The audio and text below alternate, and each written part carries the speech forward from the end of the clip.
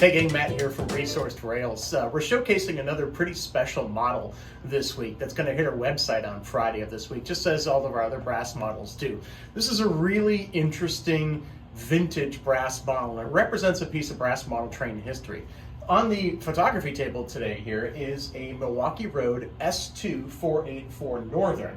And this model was built, hand-built I should say, by Tetsudo in Japan in 1956. It is one of 8 models that were built in this, if you want to call it a production run, one of 8 unique models built in that run. Now, we've only ever seen one example of this model sell in the past before, so it's kind of hard to gauge the features, the details and such, but let's take a closer look at the model and see how it runs, and we'll show you some of that detail. So as we bring the model into frame here, we'll show off a few of the unique features of this really early hand-built Japanese model.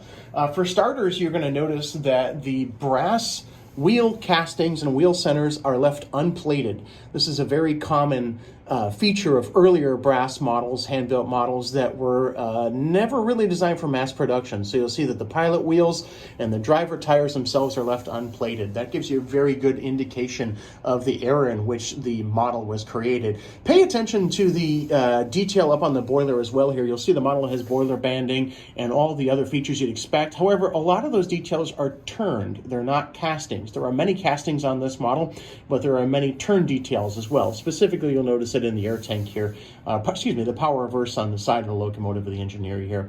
As we work our way farther back in the locomotive here, you'll notice that the connection between the tender and the locomotive is a drawbar with a nut that permanently secures these two, or semi-permanently secures these two components together, and a wire that has a little tab on it that runs back to the tender as well. This gives you very good electrical continuity between the tender and the locomotive to make it operate properly. Speaking of operation, let's run it back and forth a little bit here.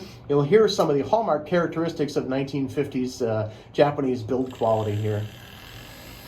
So while the locomotive is a little loud, that is indicative of the gearbox and the open frame motor of the time, I do want to show you how smooth it runs though. So I'll run it past the opposite direction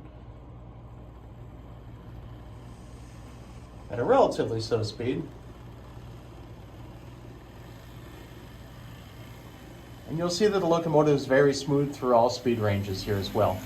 Very, very, very good example of early Japanese production. And we'll go backwards once more for posterity's sake, and then we'll wrap it up.